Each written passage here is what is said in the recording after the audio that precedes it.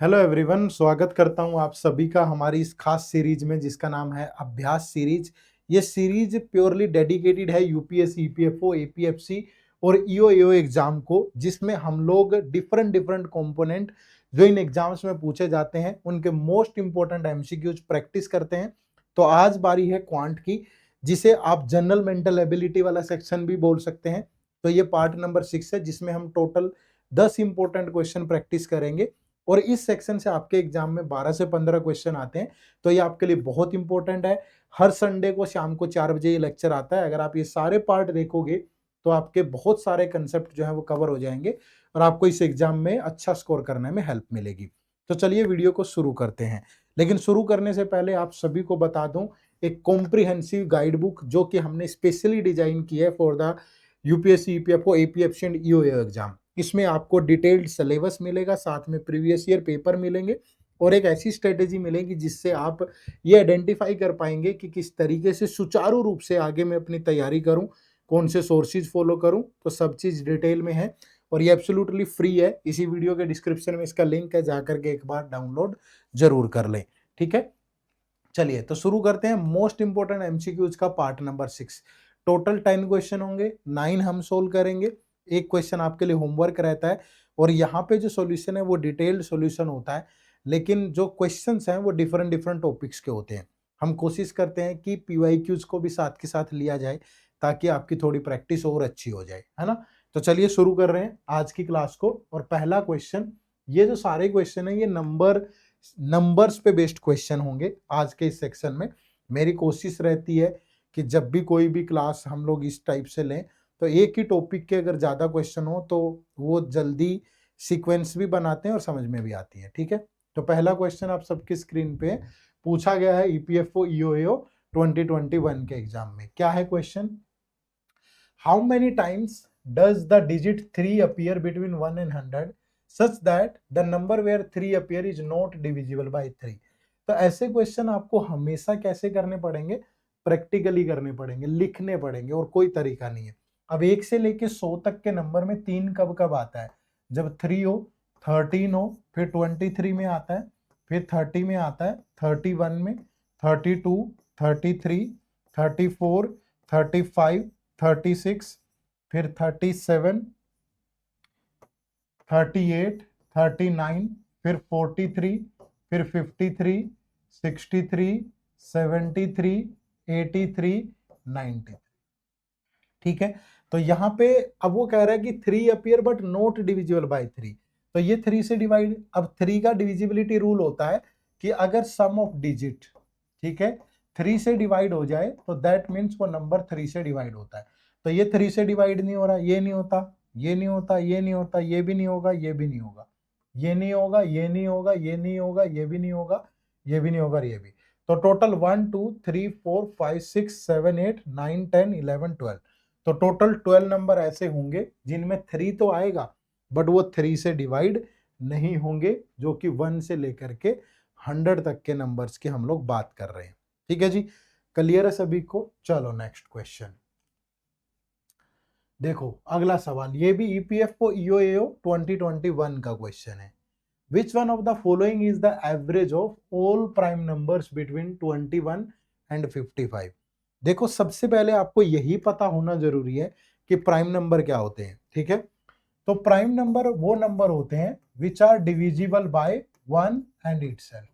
ठीक है, जो नंबर या तो खुद से डिवाइड होते हैं या 1 से। सबसे छोटा प्राइम नंबर 2, 3, 5, 7, 11, 13, ये सारे प्राइम नंबर है। बट दिक्कत क्या है कि वो कह रहा है कि एवरेज बताओ 21 एंड 55 के बीच में। तो 21 और 55 के बीच में क्या कौन कौन से प्राइम नंबर होंगे? जैसे सबसे पहले 23, 24, 25, 26, 27, 28, 29, 30, 31, 32, 33, 34, 35, 36, 37, 38, 39, 41, 43, उसके बाद फिर 47, ठीक है, 8, 9, फिर 51 डिवाइड होता है 52, 53। ठीक है, तो सिर्फ यही जो है 8 नंबर होंगे जो प्राइम होंगे 21 और 55 के बीच में। तो एवरेज क्या होगी? सबका सम करो पहले। 3 + 9 12, 13, 21, 24, 31 34, तो 3 + 2 5 + 2 7 10 13 17 21 25 और 5 304। ठीक है, तो एवरेज क्या होगी कि जो भी सम आया है इन सब का उनको नंबर से डिवाइड कर दो। तो टोटल नंबर है 3 3 6 2 8, 8 से जाएगा, तो 8 से गया, 8 3 जा 24, फिर 8 8 जा 64, तो जो एवरेज होगी वो 38 होगी। तो option number 3 is the right answer. Clear है? चलो नेक्स्ट देखो। नेक्स्ट ये भी ईपीएफओ ईओएओ 2021 का ही क्वेश्चन है, लेकिन ये थोड़ा लेटर्स पे बेस्ड क्वेश्चन है। ठीक है, तो ये भी कर लेते हैं। एक आध जनरल मेंटल एबिलिटी बोला है, ऐसा सवाल भी आता है। देखो क्या कह रहा है, English alphabets is recorded in the following manner. ठीक है, the first 6 letter are written in opposite order. ठीक है, अपोजिट ऑर्डर का मतलब ऐसे A B C D E और एफ। ठीक है, the next 6 letter are written in the opposite order. ठीक है, इसके बाद एफ के बाद फिर क्या आएगा, जी एच आई जे के और एल। ठीक है, एंड सो ऑन। ठीक है, एल के बाद फिर आ जाएगा M N O P Q R, फिर क्या S T U V W X, और फिर क्या वाई जेड। ठीक है, तो इस तरीके से लिखना है। And Y is interchanged with Z. ठीक है, at the end Y is interchanged with Z. ठीक है भाई, तो at the end so on ऐसे लिख लिया हमने। At the end Y is interchanged with Z, तो which one of the following is the fourth letter to the right of the 13th letter. ठीक है, which one of the following is the fourth letter to the right of the 13th letter। ठीक है, तो fourth letter to the right of the 13th letter 1 2 3 4 5 6 7 8 9 10 11 12 13। ठीक है, अब 13 के right में फोर्थ लेटर आपको देखना है, तो 1 2 3 4, तो ये क्या होगा n। ठीक है, तो n is the right answer, तो ऑप्शन नंबर 1 यहाँ पे है भाई। ठीक है, तो आपको पहले 12 यहां तक बनेंगे जी। ठीक है, फिर उसके बाद 13th के राइट में फोर्थ देखना है ना हमें, fourth letter to the right of the 13th letter, तो 1 2 3 4, तो एन नहीं हो जाएगा भाई। क्लियर है सभी को? चलो उसके बाद नेक्स्ट क्वेश्चन देखो, क्वेश्चन नंबर 4। बढ़िया क्वेश्चन है ये भी। ठीक है, आसान सवाल है। अब इतने मुश्किल जो जैसे जैसे आए हैं वैसे वैसे ही करेंगे हम भी, कोई ऐसा तो है नहीं कि ऊपर से ले आएंगे। A tree increases annually by 1/8 of its height. What will be its height after 2 years if it stands today 64 centimetre? अगर आज इसकी हाइट 64 है और 1/8 इंक्रीज हो रहा है, ठीक है, हर साल, ठीक है, एवरी ईयर एनुअली, तो इसका 9/8 ले लो, अगले साल फिर उसका 9/8 लेंगे। ठीक है, क्योंकि एक फ्रैक्शन के अंदर इस 1/8 का मतलब ये है कि अगर आज 8 है तो 1 इंक्रीज हो गया, तो मतलब 9/8 हो गया उसका। तो ये 8 8 जा कितना 64, तो 9 9 जा 81। ठीक है, तो वो कितना हो जाएगा 81 सेंटीमीटर। तो right answer is option number C. Clear है जी? चलो नेक्स्ट क्वेश्चन नंबर 5। ये भी ईपीएफओ ईओएओ 2021 का क्वेश्चन है।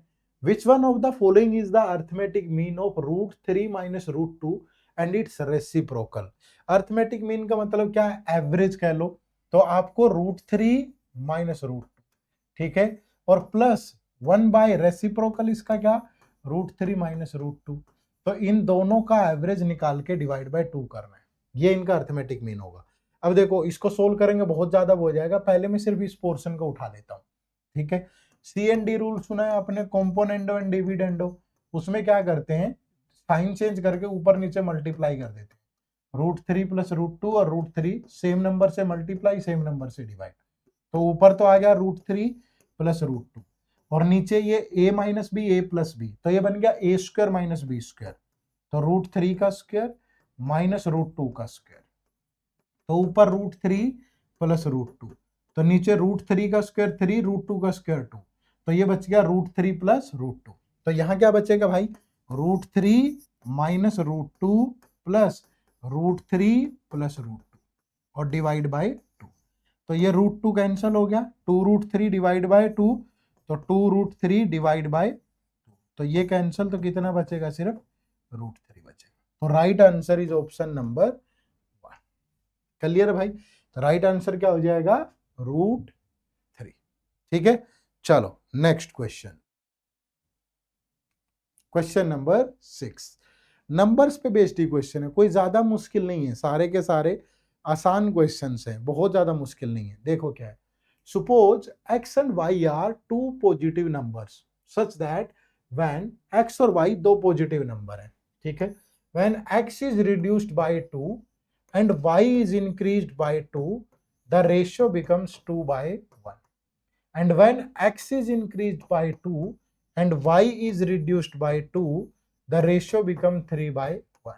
तो which one of the following is equal to x minus y? देखो यहाँ क्रॉस मल्टीप्लाई करेंगे भाई, x minus 2 that is 2y plus 4, ठीक है, तो ये 2y इधर आके माइनस हो जाएगा, माइनस का 2 उधर जाके प्लस का हो जाएगा।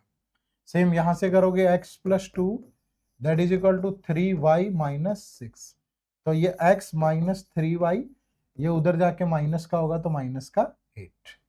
ठीक है, चलो अब देखो यहाँ पे अगर मैं इसमें से इसको माइनस कर दूं तो x minus 3y is equal to minus 8, और ये है x minus 2y that is equal to 6। अगर माइनस करेंगे ये प्लस, तो माइनस का y that is equal to minus 14, तो y की वैल्यू 14 आ गई, यहाँ रख दें तो x की value 2 into 14 28 that is equal to 6, तो x की वैल्यू आ जाएगी 34।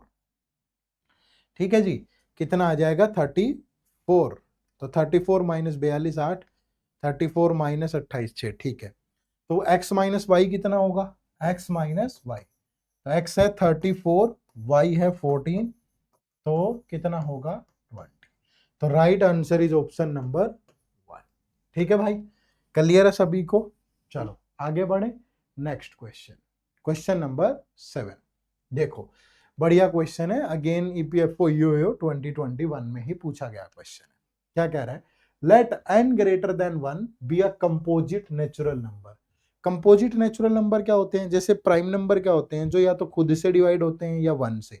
कंपोजिट नेचुरल नंबर वो होते हैं जो 1 और अपने अलावा भी किसी नंबर से डिवाइड होते हैं। जैसे सबसे छोटा कंपोजिट नेचुरल नंबर 4 है, फिर 5 है, सॉरी 6 है, 4 6, ये सीक्वेंस होगी, 4 फिर 6 फिर 8 फिर 9 फिर 10 12 14 15, ये सारे कंपोजिट नेचुरल नंबर है। ठीक है, अब वो कह रहा है कि let n greater than 1 be a composite natural number whose square root is not an integer. ठीक है, तो कंसीडर द फॉलोइंग, जिसका स्क्वायर रूट, अब मैं कहूं कि एक ऐसा नंबर कोई भी ले लो, मैंने कहा जी n21 है, ठीक है, क्योंकि इसका जो स्क्वायर रूट है √21 वो 4 पॉइंट समथिंग होगा। ठीक है भाई, मान लिया हमने। अब क्या है स्टेटमेंट, पहली स्टेटमेंट क्या है कि n has a factor that is greater than 1 but less than the square root of n। बिल्कुल 21 के फैक्टर क्या होंगे, ठीक है, 21 के फैक्टर 1 3 7 21 यही होंगे। तो 3 एक ऐसा नंबर है जो 1 से ग्रेटर है और इसके स्क्वायर रूट से लेस है भाई, बिल्कुल सही है ये। ठीक है, सेकंड कह रहा है कि n has a factor that is greater than the square root of n but less than n, ये भी है भाई। 7 भी एक ऐसा फैक्टर है जो इससे ग्रेटर है। तो which of the statement is correct, तो दोनों की दोनों करेक्ट है, बोथ 1 एंड 2। ठीक है, तो यहां पे right answer is option number 3। Clear है भाई? चलो आगे बढ़े, नेक्स्ट क्वेश्चन, क्वेश्चन नंबर 8। ये भी ईपीएफओ एपीएफसी 2015 का क्वेश्चन है। क्या है, कंसीडर द सीक्वेंशियल इंटीजर्स, ठीक है, 27 to 93 both included in the sequence. The arithmetic average of these numbers will be, arithmetic average, ठीक है, यानी कि 27 से लेकर के 28 29, ठीक है, इन सब नंबर्स को का सम करना है 93 तक, फिर उसका एवरेज बताना है। ठीक है भाई, फिर उसका एवरेज बताना है। देखो अगर मैं ऐसा कर दूं कि 1 to लेकर के 93 तक के नंबर्स में से 1 to लेकर के 26 तक के नंबर्स को माइनस कर दूं, तो यही तो बचेगा सम, समझ रहे हो ना, या एवरेज निकाल लो। अब नेचुरल नंबर्स का जो सम होता है ना, सम होता है n into n plus 1 divide by 2, और जो एवरेज होती है that is only n plus 1 divide by 2। तो अगर मैं इन नंबर्स की एवरेज में से इन नंबर्स की एवरेज माइनस कर दूं तो इन्हीं नंबर्स की एवरेज तो बचेगी भाई, ठीक है, इन्हीं नंबर्स की एवरेज तो बचेगी। अब देखो यहाँ पे कि क्या है 93, तो 93 प्लस 1 डिवाइड बाई 2 माइनस यहाँ 26 प्लस 1 डिवाइड बाई 2, तो ये 94 डिवाइड बाई 2 करोगे 47, ये 27 डिवाइड बाई 2 13.5, तो ये 7 माइनस 3 4 34, तो ये 33.5 बचेगा, ठीक है, कितना बचेगा 33.5। बट ये तो कुछ और ही आ रहा है, हमने गड़बड़ कर दिया क्या कहीं?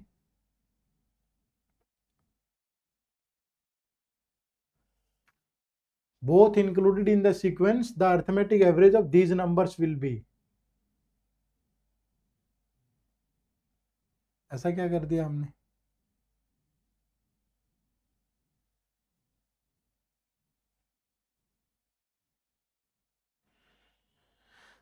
नहीं, डायरेक्टली अगर एवरेज माइनस करें तो कोई दिक्कत है क्या?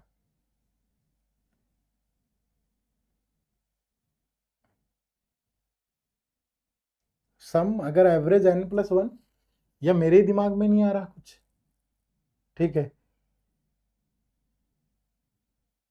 ऐसा क्यों हो रहा है? वैसे होना तो नहीं चाहिए, पहले 26 नंबर की average n into n+1 divide by 2 सम है, तो एवरेज n+1 डिवाइड बाई 2 होना तो नहीं चाहिए ऐसे, पर पता नहीं क्यों अब लॉजिकली इनकरेक्ट हो सकता है, या दिमाग में नहीं आ रहा है अभी कुछ, ठीक है, तो एक बार के लिए इसको देख लेते हैं।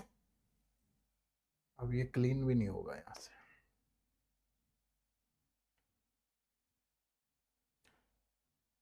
ठीक है, दोबारा से कर लेते हैं एक बार। ऐसा अर्थमेटिक एवरेज अगर डायरेक्टली माइनस कर दूं तो पहले नंबर का एवरेज, चलो दूसरे तरीके से करके देख लेते हैं, पर ये चलो मुझे माफ करना, हो सकता है कि मैंने कोई गड़बड़ कर दी हो, मैं दूसरे तरीके से निकाल देता हूँ। होना तो नहीं होना चाहिए ऐसे यार, 1 से 93 तक के नंबर्स का सम, उसमें से अच्छा गड़बड़ गलत है वो तरीका, नहीं होगा, वो सम है ना, ऐसे एवरेज थोड़ा, वो तो पहले नंबर कंसीडर कर लिया आपने, ऐसा नहीं होगा। आप सम में से कर सकते हो, यानी कि आप पहले 1 से लेकर के 93 तक के नंबर्स का सम निकाल लो और उसमें से 1 से लेकर के 26 तक का माइनस कर दो, ठीक है। तो अगर मैं सम निकालूं तो यहाँ n into N plus 1 divide by 2, ठीक है भाई, और माइनस ये सम कितना होगा n into N plus 1 divide by 2, ठीक है, तो कैसे आ जाएगा बराबर, 2 से जाएगा ये 47, तो 93 इंटू 47, ठीक है, और 2 से गया ये 13, तो ये हो गया 13 इंटू 27, यही बराबर नहीं आ रहा, कैसे हो जाएगा भाई?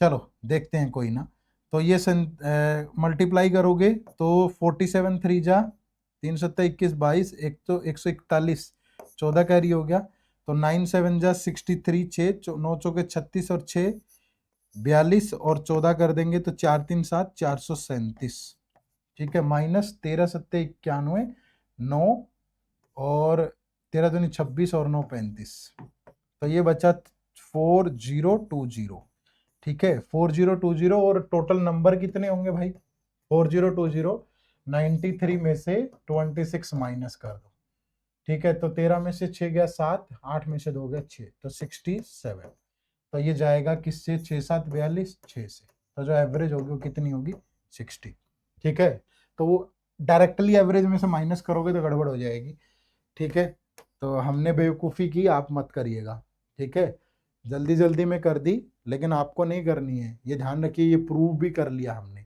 सेम ही नहीं आ रहा है, ठीक है, तो ये तो 1/2 तो कॉमन आ जाएगा, तो डायरेक्ट ऐसे थोड़ा माइनस कर देंगे, ठीक है, वो नंबर तो लिए ही नहीं ना हमने, वो अलग अलग हो गया, पहले 26 नंबर की एवरेज अलग होगी और टोटल की अलग होगी, ठीक है, तो मिडल वालों का वो नहीं बचेगा, हाँ सम निकाल के फिर एवरेज के लिए, क्योंकि जिन नंबर्स की एवरेज चाहिए उतने ही नंबर से डिवाइड करेंगे, ठीक है। चलो नेक्स्ट क्वेश्चन नंबर 9 देखो, A printer uses a total number of 4893 digits in order to number all the pages of his book. He starts with the digit 1 for the first page of the book. How many pages does the book have?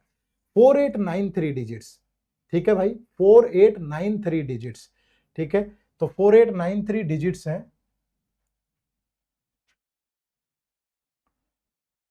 तो देखो 4893 digit, तो कितने use किए उसने? 4893। अब अगर simply यहां पे देखें तो ही start with the digit 1 for the first page, how many pages does the book have? अब एक सिंपल देखो, 1 से 9, 1 to 9 लिखा होगा, तो नंबर ऑफ डिजिट कितनी आई होगी? नंबर ऑफ डिजिट्स कितनी आई होगी? 1 into 9, 9। जब वो 10 to 99 लिखेगा, ठीक है, तो टोटल 290 टाइम आई, तो टोटल डिजिट 180। अब वो जब 100 से लेके 999 तक लिखेगा, तो टोटल 3 डिजिट 900, तो 227, ठीक है। अब वो जब आगे 1002 लिखेगा, पता नहीं कहां तक लिखेगा, ठीक है, तो मान लीजिए x तक लिखा उसने जो भी है, तो 4 डिजिट आएगी, 4 into x, तो 4x। तो ये टोटल मिला के ये 189 और ये, तो 2889 plus 4x, that is equal to 4893, ठीक है, 4893। तो ये उधर जाके माइनस होगा, तो 4x की वैल्यू आ जाएगी 4893 माइनस 2889, 13 माइनस 9 गया 4, ठीक है, फिर ना 8 माइनस 8 गया 0, फिर ये भी 0 और फिर ये 2, तो x की वैल्यू आ गई 4 से गया 501, ठीक है। तो 501 कब होगी? 1000 से शुरू हुआ, तो जब वो 1500 तक लिखेगा, ठीक है। अगर 1001 से लेके 1500 तक लिखता तो 500 होती, लेकिन 1000 से शुरू करा था 501, तो उसने कहां तक लिखा? 1500 तक। तो right answer is option number D. Clear है? बना सकते हो आराम से, मुझे नहीं लगता कोई ज्यादा दिक्कत वाली बात है, बना पाओगे, ठीक है। चलिए, तो ये एक क्वेश्चन आप लोगों के लिए होमवर्क है, ठीक है, क्योंकि हर क्लास में हम एक क्वेश्चन होमवर्क रखते हैं, तो इस क्लास में भी हमने रखा है, तो आप इसका आंसर कमेंट करके जरूर दें, ठीक है जी। चलिए, तो अगर आप यूपीएससी, ईपीएफओ, ईओएओ या एपीएफसी दोनों एग्जाम को टारगेट कर रहे हो, तो एड्यूटैप ने आपके लिए 3 कोर्सेज लॉन्च किए हैं, ठीक है। एक हमारा मास्टर कोर्स है, ये मास्टर कोर्स जो है, इस मास्टर कोर्स में मैं आपको वेबसाइट पे ले जाता हूँ, इन कोर्सेज में आप इनरोल कर सकते हो, ठीक है। इनरोल करने के लिए आपको क्या करना है, ठीक है, इनरोल करने के लिए आपको सिंपली गूगल पे टाइप करना है edutap.in, ठीक है।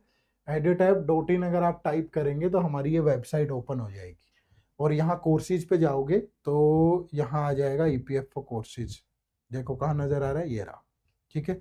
तो ईपीएफओ कोर्सेज में आपको ये 3 कोर्सेज हमारे दिखेंगे। एक तो ये हमारा मास्टर कोर्स है, जिसमें आपका जीएस, जनरल मेंटल एबिलिटी, ये वो सारे का सारा A to Z concept classes और टेस्ट सीरीज सब चीजें हैं, ठीक है, तो ये सबसे बेस्ट है। दूसरा फिर ये हमारा एक स्पेशल सब्जेक्ट का कोर्स है, जिसमें statistics, accountancy, social security, IR, labour laws, computer और ऑडिटिंग, इंश्योरेंस होगा। इसमें ये यही 6 सब्जेक्ट मिलेंगे, और ये टेस्ट सीरीज है, सिर्फ सारे सब्जेक्ट की टेस्ट सीरीज है। तो तीनों में से भी जो भी आपको लगे आपकी ज़रूरत के हिसाब से आप उसी में एनरोल कर सकते हो। इनरोल करने के लिए इसी वीडियो के डिस्क्रिप्शन में लिंक दिया है, वहां जा सकते हो, या प्ले स्टोर से हमारी ऐप डाउनलोड कर सकते हो, जिसका नाम है एड्यूटैप लर्निंग सॉल्यूशन, ठीक है।